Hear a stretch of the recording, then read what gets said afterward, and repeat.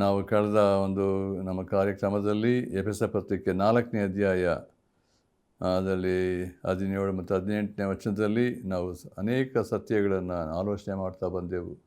ದೇವರು ತನ್ನ ಮಕ್ಕಳಲ್ಲಿ ಇಷ್ಟಪಡುವಂಥ ಒಂದು ಸಂಗತಿ, ನಾವು ಹಿಂದಿನ ಜೀವಿತ ಯಾವ ರೀತಿ ಇತ್ತು ಅದನ್ನು ನಾನು ಅನುಸರಿಸ್ಕೂಡ್ದು ಎಂಬುದಾಗಿ. ಒಬ್ಬ ರಕ್ಷಿಸಲ್ಪಟ್ಟಂಥ ಪ್ರತಿಯೊಬ್ಬ ದೇವರ ಮಕ್ಕಳಲ್ಲಿ ಇರಬೇಕಾದದ್ದೇನೆಂದರೆ, ಆತ್ಮಿಕ ಜೀವಿತದಲ್ಲಿ ದಿನೇ ದಿನೇ ಬೆಳೆಯುತ್ತಾ ಹೋಗಬೇಕು, ಕರ್ತನ ಸಾರೂಪ್ಯಕ್ಕೆ ಬದಲಾಯಿಸಲ್ಪಡಬೇಕೇ ಹೊರತು ಹಿಂದಿನ ಒಂದು ಪಾಪದ ಸಂಗತಿಗಳು, ನಾನು ಮಾಡ್ತಿರೋದು ಹಳೆಯ ಸ್ವಭಾವಗಳು ಅದು ಯಾವುದೇ ರೀತಿಯಲ್ಲಿ ನಮ್ಮಲ್ಲಿ ಕಂಡು ಬರದಂತೆ, ಅದರ ಪಾಲಿಗೆ ನಾವು ಸತ್ತಿರುವಾಗ ಯಾವುದೇ ರೀತಿಯಲ್ಲಿ ನಮ್ಮಲ್ಲಿ ಹಳೆಯ ಸ್ವಭಾವಗಳಿಗೆ ಅವಕಾಶ ಕೊಡದಂತೆ ನಮ್ಮಲ್ಲಿರುವಂಥ ಜವಾಬ್ದಾರಿಕೆ, ನಾನು ಹೇಗೆ ಯೇಸು ಕ್ರಿಸ್ತನಲ್ಲಿ ಐಕ್ಯವಾಗಿರಬೇಕಾದರೆ, ಆತನ ಮರಣದಲ್ಲಿ ಮತ್ತು ಆತನ ಪುನರುತ್ಥಾನದಲ್ಲಿ ಐಕ್ಯವಾಗಿರಬೇಕಾದರೆ ನಾವು ದೇವರಿಗೆ ಸಮರ್ಪಕವಾದಂಥ ಜೀವಿತವನ್ನು, ಅಂದರೆ ಪರಿಶುದ್ಧತೆಯಲ್ಲಿಯೂ ನೀತಿಯಲ್ಲಿಯೂ ಸತ್ಯತೆಯಲ್ಲಿಯೂ ನಾವು ನೆಲೆಗೊಂಡು ಜೀವಿಸಬೇಕಾದಂಥ ಜವಾಬ್ದಾರಿಕೆ ಪ್ರತಿ ದೇವರ ಮಕ್ಕಳಲ್ಲಿ ಉಂಟು ಎಂಬುದನ್ನು ನಾವು ತಿಳ್ಕೊಳ್ಬೇಕಾಗಿ, ಅದನ್ನೇ ಇಲ್ಲಿ ಪೌಲನು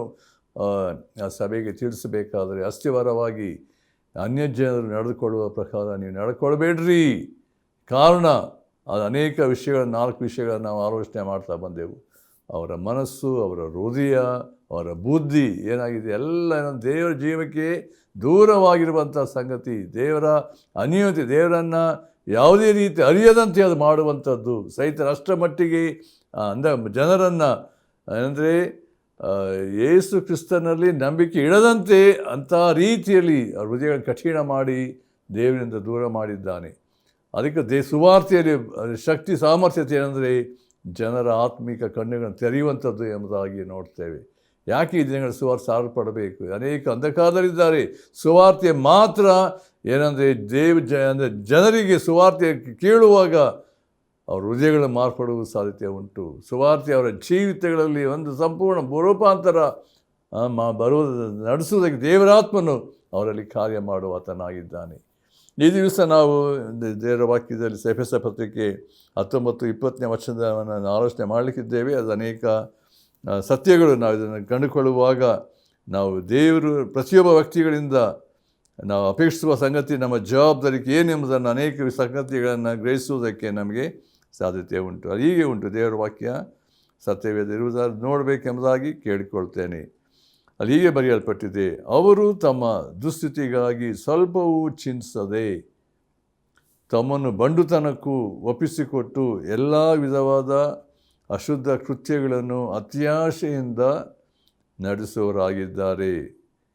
ನೀವಾದರೂ ಕ್ರಿಸ್ತನ ಧರ್ಮವನ್ನು ಅಂಥದೆಂದು ಕಲಿತುಕೊಳ್ಳಲಿಲ್ಲ ಎಂಬುದಾಗಿ ಉಂಟು. ಇಂಗ್ಲೀಷಲ್ಲಿ ಹೀಗೆ ಉಂಟು, ಹೂ being past feeling have given themselves over to lewdness, to work all uncleanness with greediness.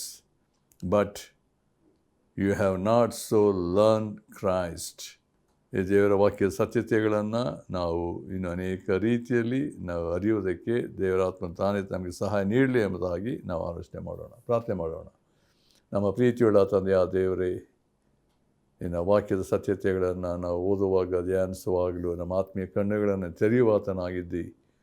ನಿನ್ನ ಉದ್ದೇಶ, ನಿನ್ನ ಆಲೋಚನೆ ನಾವು ಯಾವ ರೀತಿ ಇರಬೇಕು, ಯಾವ ರೀತಿ ನಡ್ಕೊಳ್ಳಬೇಕು, ಯಾವುದೇ ರೀತಿಯಲ್ಲಿ ನಮ್ಮ ಹಳೆಯ ಸ್ವಭಾವಗಳು, ಲೋಕದ ಸಂಗತಿಗಳು, ಪಾಪದ ಸಂಗತಿಗಳು, ಸೈತಾನ ಕಾರ್ಯಗಳು ನಮ್ಮಲ್ಲಿ ಕಂಡು ಬರದಂತೆ ನಮ್ಮಲ್ಲಿ ಒಂದು ಪ್ರತ್ಯೇಕವಾದ ಜೀವಿತ, ನಿನಗೆ ಸಮರ್ಪಕವಾದ ಜೀವಿತವನ್ನು ನಾವು ಜೀವಿಸಬೇಕೆಂಬುದಾಗಿ ನೀನು ಆಜ್ಞಾಪಿಸಿರುವಾಗ ದೇವರೇ, ಯಾವುದೇ ರೀತಿ ನಮ್ಮ ಇಂದಿನ ಸಂಗತಿಗಳು, ಪೂರ್ವ ಸ್ವಭಾವಗಳು ನಮ್ಮಲ್ಲಿ ಬಾರದಂತೆ ದೇವರೇ ಎಚ್ಚರಿಕೆಯಿಂದ ಜೀವಿಸುವಂತೆ ದೇವರೇ ಕೃಪೆ ಕೊಡು.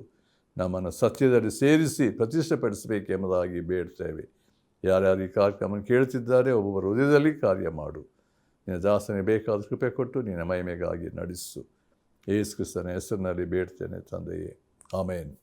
ಪ್ರಿಯರೇ, ನಾವು ಓದಿದಂಥ ಈ ಭಾಗದಲ್ಲಿ ಪ್ರಾಮುಖ್ಯವಾಗಿ ಪೌಲನು ತರುವಂಥ ಒಂದು ಆಲೋಚನೆ ಏನಂತ ಹೇಳಿದ್ರೆ, ಅನ್ಯ ಜನರು ನಡೆದುಕೊಳ್ಳುವಂಥ ರೀತಿಯಲ್ಲಿ ನಾವು ಎಂದಿಗೂ ನಡ್ಕೊಳ್ಳಕೂಡದು. ಇದು ಪೌಲನು ಸ್ಪಷ್ಟವಾದ ರೀತಿಯಲ್ಲಿ ತಿಳಿಯಪಡಿಸಿದ್ದಾನೆ. ಯಾಕೆ ಅಂತ ಹೇಳಬೇಕಾದ್ರೆ, ಸೈತಾನ ಕಾರ್ಯಗಳು ಅಂದರೆ ಯೇಸು ಕ್ರಿಸ್ತನನ್ನು ಅರಿಯದಂಥ ಪ್ರತಿಯೊಬ್ಬರು ಏನಂದರೆ ಅಂಧಕಾರದಲ್ಲಿ ಮತ್ತು ಸೈತಾನನ ಗುಣಗಳನ್ನು ಹೊಂದಿದವರಾಗಿ ಎಲ್ಲ ಥರದ ದುರಾಶೆಗಳಿಂದ ಮನಸ್ಸಿಗೆ ಬಂದಾಗಿ ವರ್ತಿಸ್ತಾರೆ, ನಡ್ಕೊಳ್ತಾರೆ ಎಂಬುದಾಗಿ ನೋಡ್ತೇವೆ. ಯಾರ್ಯಾರಲ್ಲಿ ಅಂಧಕಾರತೆ ಉಂಟು, ಹೃದಯ ಕಠಿಣ ಮಾಡಿಕೊಂಡಿದ್ದಾರೆ ಮತ್ತು ಅವರ ಒಂದು ಆತ್ಮೀಯ ಅವರ ಜೀವಿತದ ಸ್ಥಿತಿ ನೋಡಬೇಕಾದ್ರೆ ಹೃದಯದಲ್ಲಿ ಯಾವುದೇ ಸಂತೋಷ, ಸಮಾಧಾನ ಮತ್ತು ನಿರೀಕ್ಷೆ, ಅವರ ಯಾವುದೇ ರೀತಿಯಲ್ಲಿ ದೇವರನ್ನು ನಾನು ತಿಳಿದಿದ್ದೇನೆ, ಅರಿತಿದ್ದೇನೆ ಎಂಬಂಥ ಒಂದು ಸ್ಥಿತಿ ಅವರು ಇಲ್ಲದೇ ಇರುವಂಥ ಸಂಗತಿಯನ್ನು ನೋಡ್ತೇವೆ.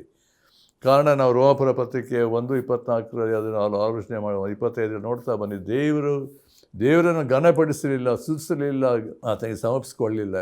ದೇವರ ವಿಷಯ ತಿಳುವಳಿಕೆ ಇದ್ದರೂ ಅವರು ಅದಷ್ಟರ ಮಟ್ಟಿಗೆ ದೇವರ ವಿರುದ್ಧವಾಗಿ ನಡ್ಕೊಳ್ಳೋದ್ರಿಂದ ದೇವರವರನ್ನು ಅಸಹ್ಯವಾದ ಸಂಗತಿಗಳಿಗೆ ಒಳಪಡಿಸಿದನು ಎಂಬುದಾಗಿ ನೋಡ್ತೇವೆ.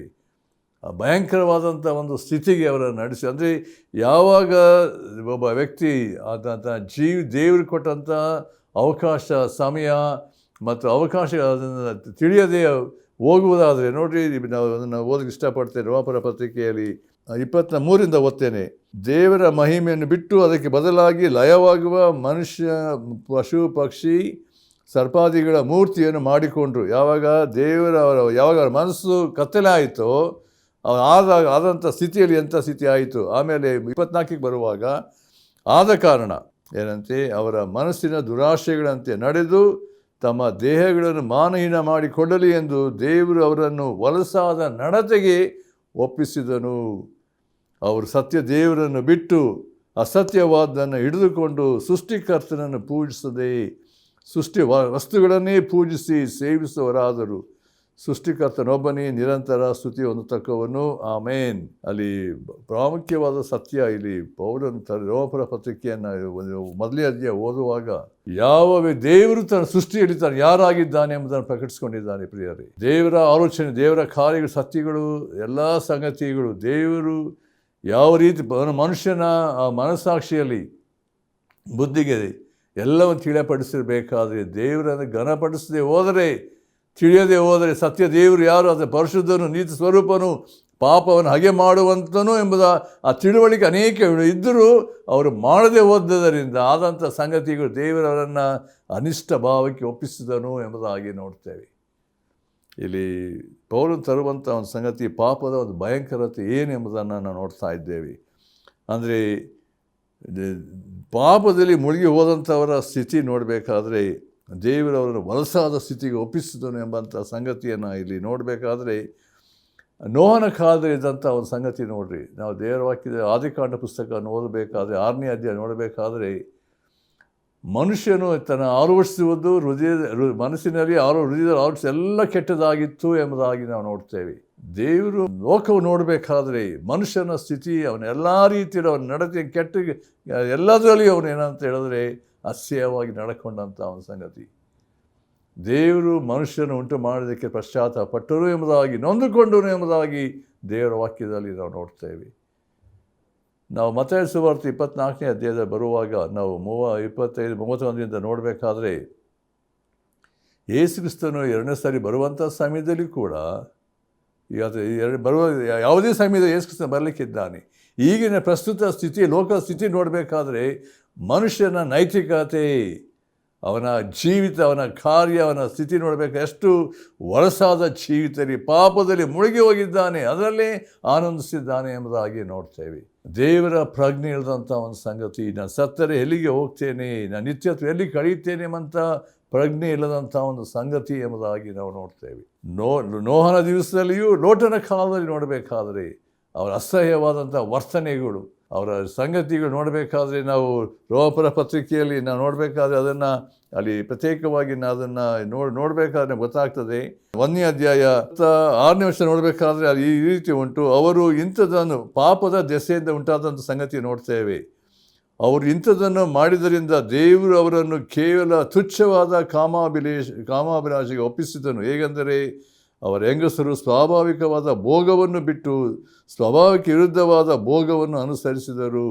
ಅದರಂತೆ ಗಂಡಸರು ಸಹ ಸ್ವಾಭಾವಿಕವಾದ ಸ್ತ್ರೀ ಭೋಗವನ್ನು ಬಿಟ್ಟು ಒಬ್ಬರ ಮೇಲೊಬ್ಬರು ತಮ್ಮ ಕಾಮಾತುರದಿಂದ ತಾಪ ಪಡುತ್ತಾ ಗಂಡಸರ ಸಂಗಡ ಗಂಡಸರು ಕೇವಲ ಅವಲಕ್ಷಣವಾದನ್ನು ನಡೆಸಿ ತಮ್ಮ ಭ್ರಾಂತಿಗೆ ತಕ್ಕ ಫಲವನ್ನು ತಮ್ಮಲ್ಲಿ ಹೊಂದುವರಾದರು. ಸೊದೋಮ್ ಗೊಮೋರದಲ್ಲಿ ಆದಂಥ ಸಂಗತಿ ಏನೆಂಬುದನ್ನು ಅಲ್ಲಿ ನೋಡ್ತಾ ಇದ್ದೇವೆ. ಇದು 28ನೇ ವರ್ಷ ನೋಡಬೇಕಾದ್ರೆ ರೋಮಪುರ ಪತ್ರಿಕೆ 1:28 ನೋಡುವಾಗ, ಇದಲ್ಲದೆ ದೇವರ ಜ್ಞಾನವು ಅವರಿಗೆ ಇಷ್ಟವಿಲ್ಲದ್ದರಿಂದ, ಗಮನಿಸ್ರಿ, ಅಲ್ಲದ ಕೃತ್ಯಗಳನ್ನು ನಡೆಸುವರಾಗುವಂತೆ ದೇವರು ಅವರನ್ನು ಅನಿಷ್ಟ ಭಾವಕ್ಕೆ ಒಪ್ಪಿಸಿದನು.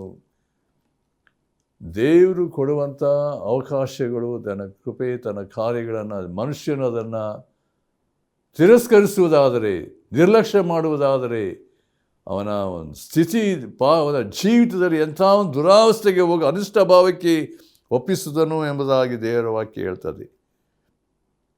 ಮುಂದೆ ವಾಕ್ಯ 29ನೇ ವರ್ಷ ನೋಡ್ರಿ, ಅಲ್ಲಿ 1:29 ಹೇಗೆಂದರೆ ಅವರು ಸಕಲ ವಿಧವಾದ ಅನ್ಯಾಯ, ದುರ್ಮಾರ್ಗತನ, ಲೋಲುಪ್ತಿ, ದುಷ್ಟತ್ವಗಳಿಂದಲೂ, ಹೊಟ್ಟೆ ಕಿಚ್ಚು, ಕೊಲೆ, ಜಗಳ, ಮೋಸ, ಹಗೆತನಗಳಿಂದಲೂ ತುಂಬಿದವರಾದರು. ನೋಡ್ರಿ, ಮನುಷ್ಯನ ಒಂದು ಸ್ಥಿತಿ, ಅವನ ಜೀವಿತದಲ್ಲಿ ಎಂಥ ಒಂದು ಭಯಂಕರವಾದಂಥ ಒಂದು ಸ್ಥಿತಿಗೆ ಮಟ್ಟಕ್ಕೆ ಬಂದನು ಎಂಬುದನ್ನು ಇಲ್ಲಿ ದೇವರ ವಾಕ್ಯ ಹೇಳ್ತದೆ. ದೇವರ ವಾಕ್ಯ ಸ್ಪಷ್ಟವಾಗಿ ಮನುಷ್ಯನ ಆಂತರ್ಯ ಸ್ಥಿತಿ ಏನಾಗಿದೆ, ಅವನ ಹೃದಯ ಸ್ಥಿತಿ, ಅವನ ಮನಸ್ಸಿನ ಸ್ಥಿತಿ ಹೇಗೆ ಉಂಟು, ಇದು ದೇವರನ್ನು ಘನಪಡಿಸದೆ, ದೇವರನ್ನು ಅರಿಯದೆ ಹೋದಂಥ ಸ್ಥಿತಿಯಲ್ಲಿ ಸೈತಾನನವರನ್ನು ಅಂಥ ಒಂದು ಹೀನವಾದ ಸ್ಥಿತಿಗೆ ನಡೆಸಿದಂಥ ಸಂಗತಿ ದೇವರ ವಾಕ್ಯ ಸ್ಪಷ್ಟವಾಗಿ ಹೇಳುವಂಥದ್ದಾಗಿದೆ. ಅದರಿಂದ ಇಲ್ಲಿ ನಾವು ಎಫೆಸ ಪತ್ರಿಕೆಯ 4:19 ನೋಡಬೇಕಾದ್ರೆ ಅಲ್ಲಿ ಏನಂತ ಓದಿದ್ದೇವೆ, ಅವರು ತಮ್ಮ ದುಸ್ಥಿತಿಗಾಗಿ ಸ್ವಲ್ಪವೂ ಚಿಂತಿಸದೆ ತಮ್ಮನ್ನು ಬಂಡುತನಕ್ಕೂ ಒಪ್ಪಿಸಿಕೊಟ್ಟು ಎಲ್ಲ ವಿಧವಾದ ಅಶುದ್ಧ ಕೃತ್ಯಗಳನ್ನು ಅತ್ಯಾಶೆಯಿಂದ ನಡೆಸುವವರಾಗಿದ್ದಾರೆ. ಇದೇನೆಂದರೆ ಅನ್ಯ ಜನರ ಒಂದು ಸ್ಥಿತಿ, ಮನೋಸ್ಥಿತಿ, ಯೇಸು ಕ್ರಿಸ್ತನನ್ನು ನಂಬದೇ ಹೋದಂಥ ವ್ಯಕ್ತಿಯ ಒಂದು ಚಿತ್ರ, ಅವರ ಆಂತರ್ಯ ಸ್ಥಿತಿ, ಅವರ ಜೀವಿತ, ಮನಸ್ಸಿನ ಸ್ಥಿತಿ, ಅಂದರೆ ಎಷ್ಟರ ಮಟ್ಟಿಗೆ ಅವರು ಪಾಪದಲ್ಲಿ ಮುಳುಗಿ ಹೋಗಿರ್ತಾರೆ. ಅಲ್ಲಿ ಪೌಲನು ಅದಕ್ಕೆ ಹೇಳ್ತಿದ್ದಾನೆ, ಅನ್ಯ ಜನರು ನಡೆದುಕೊಳ್ಳುವ ಪ್ರಕಾರ ನಡ್ಕೊಳ್ಳಬಾರ್ದು. ಅದೇ ಮೊದಲನೇ ನಾವು ಅದನ್ನು ಪ್ರತ್ಯೇಕವಾಗಿ ಆಲೋಚನೆ ಮಾಡಿದ್ದೇವೆ. ನಾವು 17ನೇ ವಚನದಲ್ಲಿ ಅದನ್ನು ಆಲೋಚನೆ ಮಾಡ್ತಾ ಬಂದಂಥ ಸಂಗತಿಗಳು. ಅದರಿಂದ ಈ ವಾಕ್ಯದ ಸತ್ಯತೆಗಳನ್ನು ನಾವು ನೋಡಬೇಕಾದ್ರೆ, ಅಂದರೆ ಪಾಪದ ಅತಿ ಭಯಂಕರವಾದ ಸ್ಥಿತಿ ಎಷ್ಟರ ಮಟ್ಟಿಗೆ ಬೆಳೆದು ಹೋಗಿದೆ, ದೇವರ ದಂಡನೆ, ಇದೆಲ್ಲ ಏನು ನೋಡ್ತಾ ಇದ್ದೇವೆ, ಪಾಪದ ದೆಸೆಯಿಂದ ಉಂಟಾಗುವಂಥ ದೇವರ ಕೋಪ, ದೇವರ ತೀರ್ಪು ಇಡೀ ಲೋಕದ ಮೇಲೆ ಉಂಟು ಎಂಬುದನ್ನು ನಾವು ನೋಡ್ತಾ ಇದ್ದೇವೆ. ಇದರಲ್ಲಿ ಏನು ನೋಡ್ತಾ ಇದ್ದೇವೆ, ಮನುಷ್ಯನಲ್ಲಿ ದೇವರ ಭಯ ಇಲ್ಲದಂಥ ಒಂದು ಸಂಗತಿ, ದೇವರ ತಿಳುವಳಿಕೆ, ಪ್ರಜ್ಞೆ ಇಲ್ಲದಂಥ ರೀತಿಯಲ್ಲಿ ಲಗಾಮಿಲ್ಲದಂಥ ಒಂದು ಸಂಗತಿ. ಅವನ ಜೀವಿತ ಅಷ್ಟು ಅನಿಷ್ಟ ಭಾವಕ್ಕೆ ಒಳಪಟ್ಟು ಅವನು ದೇವರಿಂದ ದೂರವಾಗಿ ಹೋಗಿದ್ದಾನೆ. ಅಲ್ಲಿ ಇರುವಂಥ ಒಂದು ಸ್ಥಿತಿ ನಾವು ಅದನ್ನು ಎಫೆಸ ಪತ್ರಿಕೆಯಲ್ಲಿ ನಾವು ನೋಡಿದ್ದೇವೆ. ನಾವು ಎಷ್ಟರ ಮಟ್ಟಿಗೆ ಅದನ್ನು ನಾವು ಆಲೋಚನೆ ಮಾಡಿದ್ದೇವೆ. ಅವರು ಎಷ್ಟರ ಮಟ್ಟಿಗೆ ಅಂತ ಹೇಳಿದ್ರೆ, ಎಫೆಸ 2:2 ನೋಡೋ ಪ್ರಕಾರ ಒಬ್ಬ ಯೇಸು ಕ್ರಿಸ್ತ ನಂಬದೇ ಹೋದಂಥ ವ್ಯಕ್ತಿಯ ಜೀವಿತ, ಅನ್ಯ ಜನರ ಸ್ಥಿತಿ ಏನಂತ ಹೇಳಿದ್ರೆ, ಪೂರ್ವದಲ್ಲಿ ಅಪರಾಧಗಳನ್ನು ಪಾಪಗಳನ್ನು ಮಾಡುವವರಾಗಿದ್ದು ಇಹಲೋಕಕ್ಕನುಸಾರವಾಗಿ ನಡೆದುಕೊಂಡಿರಿ. ವಾಯುಮಂಡಲದಲ್ಲಿ ಅಧಿಕಾರ ನಡೆಸುವ ಅಧಿಪತಿಗೆ, ಅಂದರೆ ನಂಬರಲ್ಲದವರನ್ನು ಅವಿಧೇಯತೆಗೆ ಈಗ ಪ್ರೇರೇಪಿಸುವ ಆತ್ಮನಿಗೆ ಅನುಸಾರವಾಗಿ ನಡೆದುಕೊಂಡಿರಿ. ಮುಂದೆ ನೋಡುವಾಗ 3ನೇ ವರ್ಷದಲ್ಲಿ ನಾವೆಲ್ಲರೂ ಪೂರ್ವದಲ್ಲಿ ಅವಿಧೇಯರಾಗಿದ್ದು ಶರೀರ ಭಾವದ ಆಶಯಗಳಿಗೆ ಅಧೀನರಾಗಿ ಶರೀರಕ್ಕೂ ಮನಸ್ಸಿಗೂ ಸಂಬಂಧಪಟ್ಟ ಇಚ್ಛೆಗಳನ್ನು ನೆರವೇರಿಸುತ್ತಾ ನಡೆದು ಮಿಕ್ಕಾದವರಂತೆ ಸ್ವಭಾವ ಸಿದ್ಧವಾಗಿ ದೇವರ ಕೋಪಕ್ಕೆ ಗುರಿಯಾಗಿದ್ದೆವು. ನೋಡಿರಿ, ಎಲ್ಲ ಸಂಗತಿ ಏನು ತೋರಿಸ್ತಾ ಇದೆ. ಪೌಲ್ ಏನು ಹೇಳ್ತಿದ್ದಾನೆ, ನಾವು ದೇವರ ಕೋಪಕ್ಕೆ ಗುರಿಯಾದಂಥವರು. ಮನುಷ್ಯನ ಪಾಪದ ಒಂದು ಸ್ಥಿತಿ. ಅದಕ್ಕೆ ರೋಮಪುರ ಪತ್ರಿಕೆ ನಾವು ಅದನ್ನು 6ನೇ ಅಧ್ಯಾಯದಲ್ಲಿ 23ನೇ ವಚನ, ಪಾಪವು ಕೊಡುವ ಸಂಬಳ ಮರಣ ಎಂಬುದಾಗಿ ನೋಡ್ತೇವೆ. ನೀತಿವಂತ ನೀರು ಒಬ್ಬನಾದರೂ ಇಲ್ಲ, ಎಲ್ಲರೂ ಪಾಪ ಮಾಡಿ ದೇವರ ಮಹಿಮೆಯನ್ನು ಹೊಂದದೇ ಹೋಗಿದ್ದಾರೆ. ರೋಮಪುರ ಪತ್ರಿಕೆ 3:23 ನೋಡ್ತೇವೆ. ಮನುಷ್ಯನ ಒಂದು ಸ್ಥಿತಿ, ಆ ಜೀವಿತದ ಎಂಥ ಒಂದು ಭಯಂಕರವಾದ ಸ್ಥಿತಿ ಉಂಟು. ದೇವರ ಕೋಪ, ದೇವರ ತೀರ್ಪಿಗೆ ಗುರಿಯಾದಂಥ ಒಂದು ಸಂಗತಿಗಳು. ಆದರೆ ಕರುಣಾನಿಧಿಯಾಗಿರುವ ದೇವರ ವಾಕ್ಯ ಹೇಳ್ತದೆ, ಕರುಣಾನಿಧಿಯಾಗಿರುವ ದೇವರು ನಮ್ಮನ್ನು ಎಂಥ ರೀತಿಯಲ್ಲಿ ಪಾಪದ ದೆಸೆದಂತೆ ನಮ್ಮನ್ನು ಬಿಡುಗಡೆ ಮಾಡಿ ಅತ್ಯಂತ ವಿಶೇಷವಾದ ರಕ್ಷಣೆಯನ್ನು ದೇವರು ಕೊಟ್ಟಂಥ ದೇವರು ನಮ್ಮ ಜೀವಿತದಲ್ಲಿ, ನಮ್ಮ ಜೀವಿತ ಅದೇ ಅಂಧಕಾರದಲ್ಲಿದ್ದಂಥ ನಮ್ಮನ್ನು ಬಿಡುಗಡೆ ಮಾಡಿ ತನ್ನ ಪ್ರಿಯ ಕುಮಾರನಿಗೆ ಸೇರಿಸಿದ್ದಾನೆ. ದೇವರು ನಮ್ಮನ್ನು ಸಂಪೂರ್ಣವಾಗಿ ಸೈತಾನನ ಬಂಧನದಿಂದ ಬಿಡುಗಡೆ ಮಾಡಿ ತನ್ನ ಅನ್ಯೋನ್ಯತೆಗೆ ನಮ್ಮನ್ನು ಸೇರಿಸಿರಬೇಕಾದರೆ ನಮ್ಮ ನೂತನ ಜೀವಿತ, ನೂತನ ಸ್ವಭಾವ ದೇವರು ಕೊಟ್ಟಿರುವಾಗ ನಾವು ದೇವರಿಗೆ ತಕ್ಕ ಹಾಗೆ ನಡ್ಕೊಳ್ಳಬೇಕು, ಜೀವಿಸಬೇಕೆನ್ನುವಂಥದ್ದೇ ದೇವರು ತಿಳಿಯಪಡಿಸುವ ಸಂಗತಿಗಳು.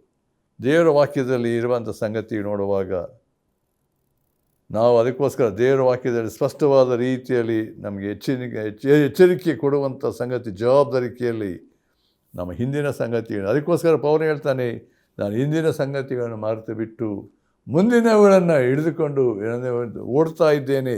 ಫಿಲಿಪ್ಪಿ ಪತ್ರಿಕೆ ನೋಡಿರಿ, ಅದು ಭಾಳ ಪ್ರಾಮುಖ್ಯವಾದಂಥ ಒಂದು ಸಂಗತಿ. ಅಲ್ಲಿ 3ನೇ ಅಧ್ಯಾಯದಲ್ಲಿ 14ನೇ ವಚನ ಅದು ಹೀಗೆ ಬರೆಯಲ್ಪಟ್ಟಿದೆ, ಸಹೋದರರೇ, ನಾನಂತೂ ಹಿಡಿದುಕೊಂಡವನೆಂದು ನನ್ನನ್ನು ಈವರೆಗೂ ಎಣಿಸಿಕೊಳ್ಳುವುದಿಲ್ಲ.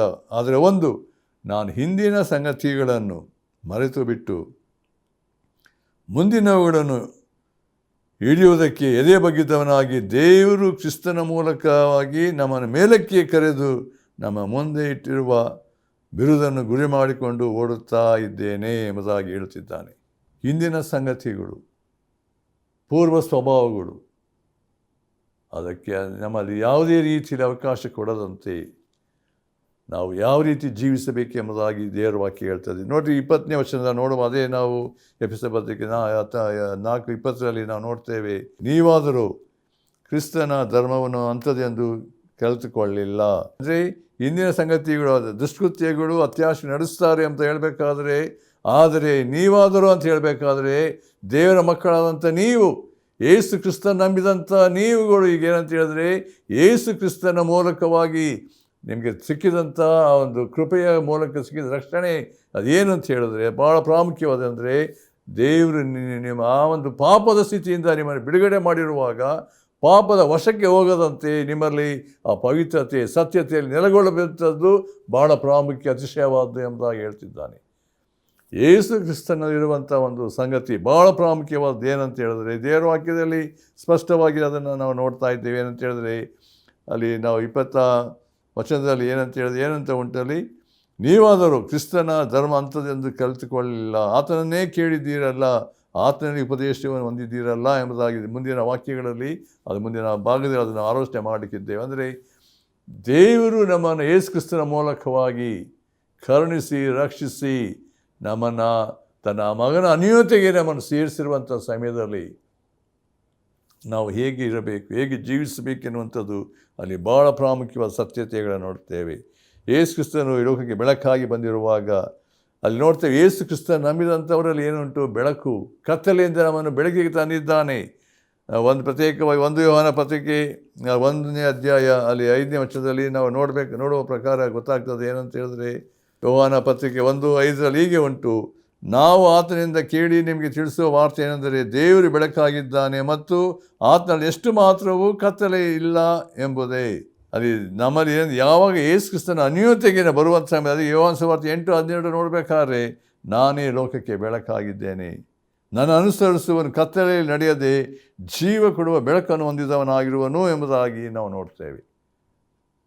ಅಂದರೆ ಇಲ್ಲಿ ಪೌಲನು ತರುವಂಥ ಆಲೋಚನೆ ಅಂತ ಹೇಳಿದ್ರೆ, ಯೇಸು ಕ್ರಿಸ್ತನ ನೀತಿ, ಯೇಸು ಕ್ರಿಸ್ತನ ಸತ್ಯತೆ ಏನು ಅಂತ ಹೇಳಿದ್ರೆ ಅದೇನಾಗಿದೆ ಅಂತ ಹೇಳಿದ್ರೆ, ನಮ್ಮನ್ನು ಸಂಪೂರ್ಣವಾಗಿ ನಮ್ಮನ್ನು ಸತ್ಯದಲ್ಲಿ ಪ್ರತಿಷ್ಠೆಪಡಿಸಿರುವಾಗ, ನಮ್ಮನ್ನು ತನ್ನ ಅನ್ಯೋನ್ಯತೆಯಲ್ಲಿ ನಮ್ಮನ್ನು ಸೇರಿಸಿರೋ ಪ್ರಕಾರ ಪಾಪದ ವಿಷಯದಲ್ಲಿ ಇಜ್ಜೋಡಾಗಬಾರದು, ಪಾಪದಲ್ಲಿ ಇಂದಿನ ಸಂಗತಿಗಳಿಗೆ ನಮ್ಮಲ್ಲಿ ಯಾವುದೇ ರೀತಿಯಲ್ಲಿ ಆ ಒಂದು ಸ್ಥಿತಿಗೆ ಬರದಂತೆ ನಮ್ಮಲ್ಲಿ ಪ್ರತ್ಯೇಕತೆ ಇರಬೇಕೆನ್ನುವಂಥದ್ದನ್ನೇ ಅಲ್ಲಿ ಪೌಲನು ತಿಳಿಯಪಡಿಸ್ತಿದ್ದಾನೆ. ನಾವು ಅದನ್ನು 2 ಕೊರಿಂಥ ಅದನ್ನು ಆಲೋಚನೆ ಮಾಡಿದ್ದೆ 6:14 ಅದನ್ನು ಇನ್ನೂ ಸರಿ ಓದಲಿಕ್ಕೆ ಇಷ್ಟಪಡ್ತೇನೆ.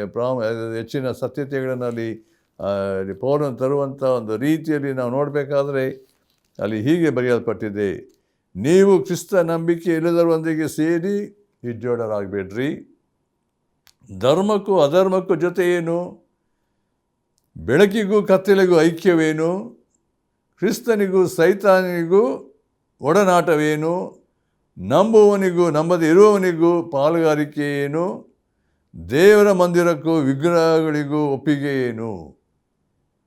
ಇಲ್ಲಿ ಪ್ರತ್ಯೇಕ ಪ್ರಶ್ನೆಗಳನ್ನು ನೋಡ್ತಾ ಇದ್ದೇವೆ. ಇದರಲ್ಲಿ ಯಾವುದು ಸತ್ಯ ಯಾವುದು ಉಂಟು ಎಂಬುದು ಅದಕ್ಕೋಸ್ಕರ ಮುಂದೆ ಹೇಳ್ತಿದ್ದಾನೆ, ನಾವು ಯಾರಾಗಿದ್ದೇವೆ ಎಂಬುದನ್ನು. ನಾವು ಜೀವ ಸ್ವರೂಪನಾದ ದೇವರ ಮಂದಿರವಾಗಿದ್ದೇವಲ್ಲ.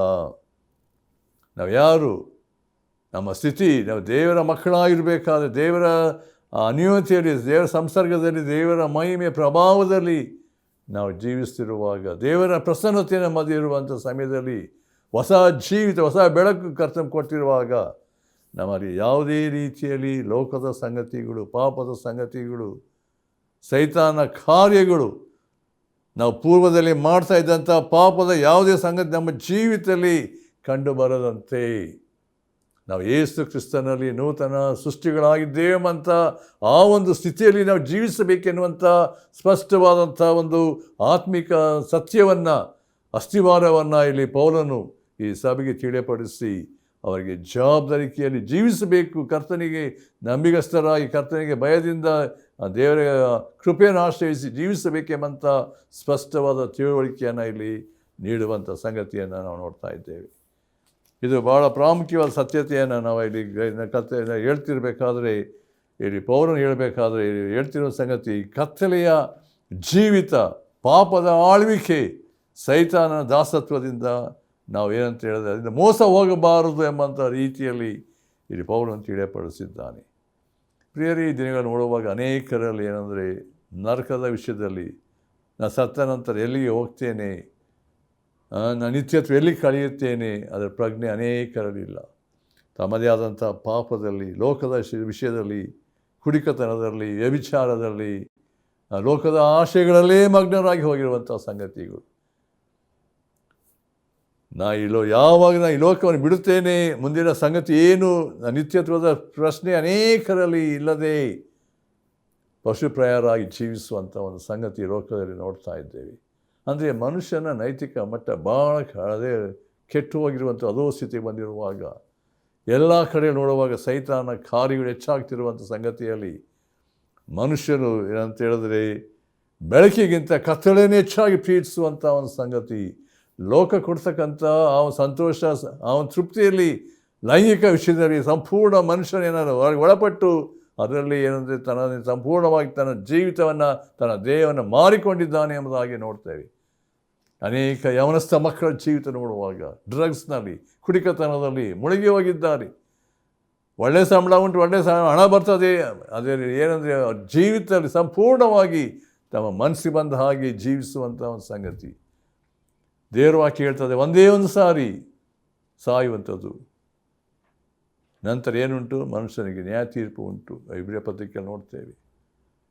ಮನುಷ್ಯನಿಗೆ ನಾನು ದೇವರ ಮುಂದೆ ನಿಲ್ಲಬೇಕು, ಉತ್ತರ ಕೊಡಬೇಕು, ದೇವರ ದಂಡನೆಗೆ ಒಳಗಾಗ್ತೇವೆ, ದೇವರ ದಂಡನೆ ಉಂಟು ಎಂಬ ಪ್ರಜ್ಞೆ ಅನೇಕರಲ್ಲಿ ಇಲ್ಲದಂಥ ರೀತಿಯಲ್ಲಿ ತಮ್ಮ ಜೀವಿತಗಳನ್ನೇ, ತಮ್ಮ ದೇಹಗಳನ್ನು ಪಾಪಕ್ಕೆ ಮಾರಿಕೊಂಡು ಹೋದಂಥ ಒಂದು ಸ್ಥಿತಿಯನ್ನು ನೋಡ್ತೇವೆ. ಹಾಗೆ ದೇವರ ವಾಕ್ಯದಲ್ಲಿ ಇರುವಂಥ ಒಂದು ಸಂಗತಿ, ದೇವರ ಅನೇಕ ವೇಳೆ ಎಚ್ಚರಿಸುವನಾಗಿದ್ದ ಈ ದಿನಗಳಲ್ಲಿ ಯೇಸು ಕ್ರಿಸ್ತನ ಬಂದಂಥ ಉದ್ದೇಶ ಮನುಷ್ಯನನ್ನು ಪಾಪದಿಂದ, ಸೈತಾನ ಬಂಧನದಿಂದ, ಮರಣದ ಭಯದ ಬಿಡಿಸಬೇಕು, ಲೋಕದ ಆಶಯಗಳಿಂದ ಬಿಡಿಸಬೇಕು.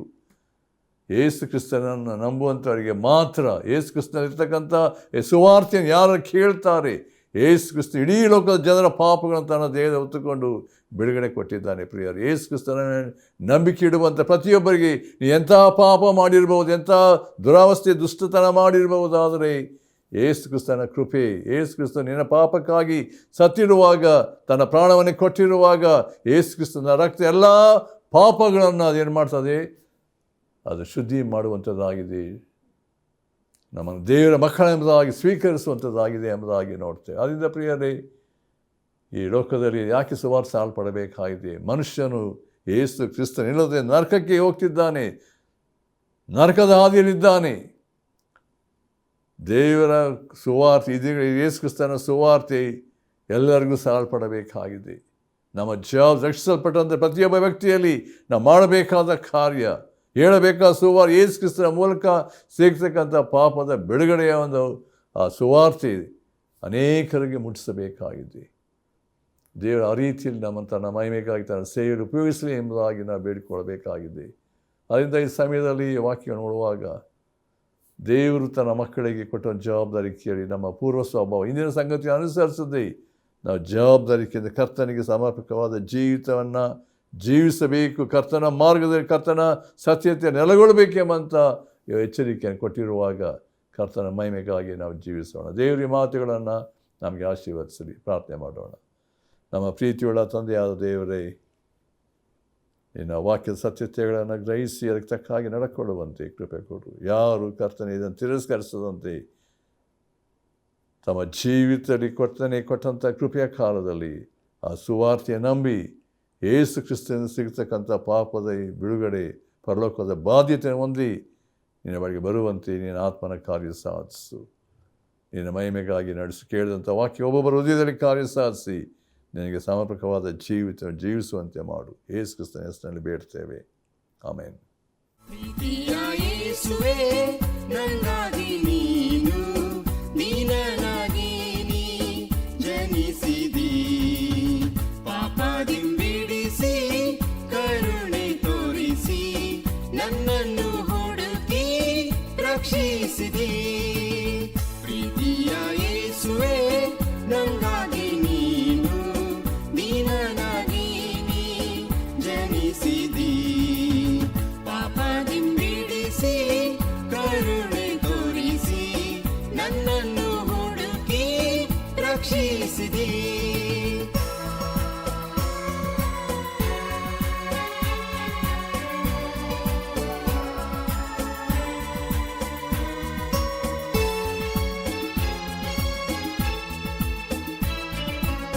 ಶಾಶ್ವತ ಪ್ರೀತಿಯಂ ನನ್ನನ್ನು ಸೆಳೆದು ನಿನ್ ರಕ್ತದಿಂದ ಶುದ್ಧಿಸಿದಿ. ಶಾಶ್ವತ ಪ್ರೀತಿಯಂ ನನ್ನನ್ನು ಸೆಳೆದು ನಿನ್ ರಕ್ತದಿಂದ ಶುದ್ಧಿಸಿದಿ.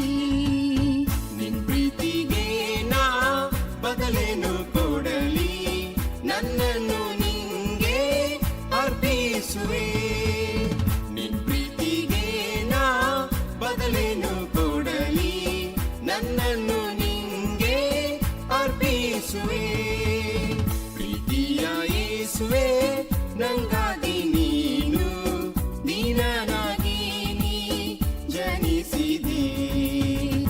ಕಲ್ವಾರಿ ಕ್ರೂಜಲಿ ನಂಗಾಗಿ ನೀನು ಜೀವವ ಕೊಟ್ಟಿ ಪ್ರಿಯ ಯೇಸು.